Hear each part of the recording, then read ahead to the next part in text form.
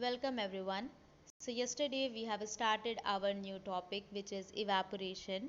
In that we discussed about the process of evaporation and boiling, and we discussed that what is the difference between evaporation and boiling is. We found that in case of evaporation, like in case of boiling, there also the change of state is taking place from liquid to gaseous state. But then where is the difference? Then where is the difference between the two? So the difference lies in the temperature. That means in the process of boiling, it is taking place at a fixed temperature which is said to be boiling point, whereas the process of evaporation, it is taking place at any temperature below boiling point. That means for the process of evaporation, there is no fixed temperature. At any temperature it is taking place, but that should be below the boiling point of that liquid. We also discussed some of the examples which is related to our everyday life and the process of evaporation, like the drying up of the wet clothes, and if you are keeping water in a bowl, and that bowl if you are just keeping on rooftop, then after some time you will find that it is completely drying up. That means all the water, it has converted into vapor. Same thing happens when the wet clothes is drying up. Like what happens that in wet clothes, whatever the water is present, and when you are simply spreading it, uh, then after some time those water which is there, it is changing into vapor state. And we know that in both these processes, the temperature is not reaching to 100 degrees Celsius definitely. So that is why here the process of boiling has not taken place, but the process of evaporation has taken place. Now we will continue with our topic of evaporation, and we will discuss about it in some more detail. So we know that particles of matter are always moving and are never at rest. This we have discussed. Let us first read this paragraph.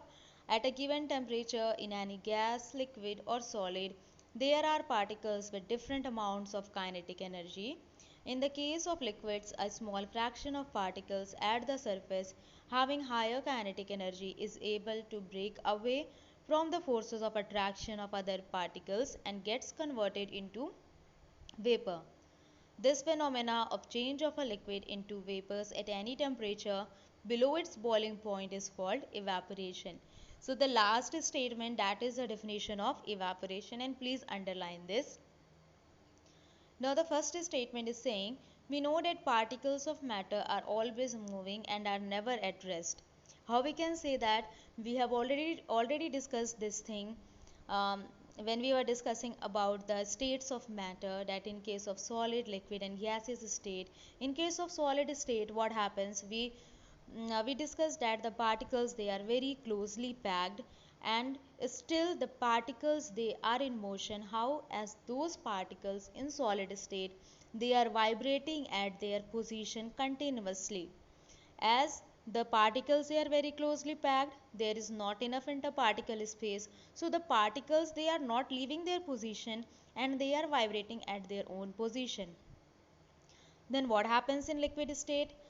In liquid state, now what happens in liquid state?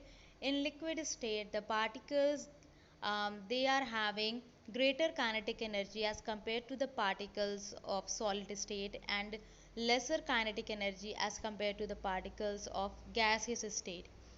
Now what happens in gaseous state? In gaseous state, we discussed that the particles, they are very far from each other, and that is the reason that the particles, the interparticle force of attraction is weak, and the interparticle space between them is very large. And because of that, the particles, they are having very high kinetic energy, and those particles, they are moving everywhere randomly. So these things we discussed.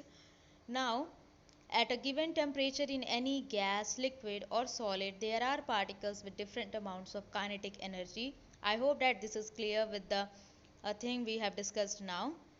In the case of liquid, a small fraction of particles at a surface having higher kinetic energy is able to break away from the forces of attraction of other particles and gets converted into vapor.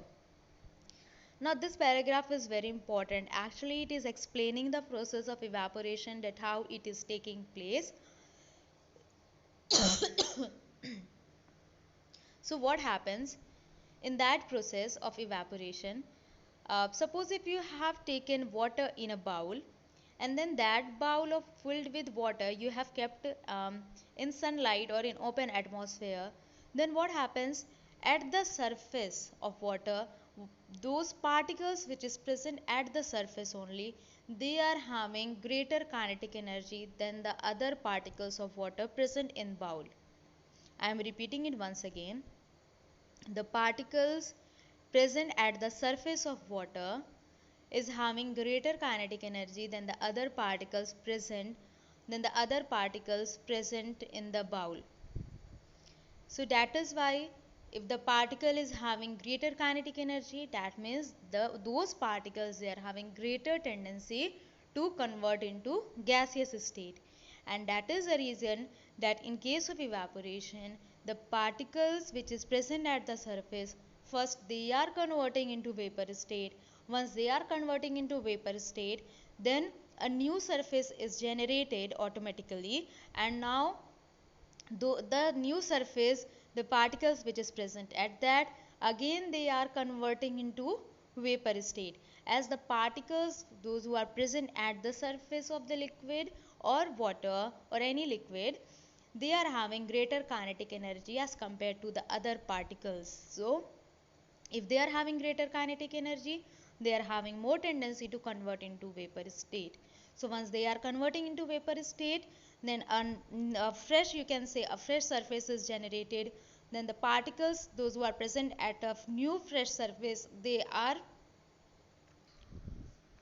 the particles present at the fresh surface, again they are coming directly in contact with the outer atmosphere, and those particles present at the surface is converting into vapor. Then again that is converted into vapor, again a fresh surface is generated, again a fresh surface develops. Then what happens, those particles now again they are coming into contact with the exposed atmosphere, or they are exposed into the outer atmosphere, and they are again converting. So like this evaporation process is taking place, and this is the reason that evaporation is said to be surface phenomena, because the particles at the surface they are converting, then again those particles at the surface they have converted, a new surface is generated, it is developed, then those particles present at the surface again it is converting. So this is the reason that here particles at the surface they are having higher kinetic energy, greater kinetic energy, and they are having greater tendency to change into vapor state, or they are having greater tendency to vaporize or evaporate. So this is the reason that the process of evaporation is said to be surface phenomena. This you will find again in the factors affecting evaporation. This thing we will discuss again in that. So this is about the evaporation. Now it is given, this phenomena of change of a liquid into vapors at any temperature below its boiling point is called evaporation. So I have already explained you the definition of evaporation. So this is the definition of evaporation, and you underline this, you learn it, it's very easy, and in this only you can say that this is the difference between evaporation and the boiling process. Next time we will be discussing about the factors affecting evaporation. In all there are 4 factors. So for today only this much. Thank you.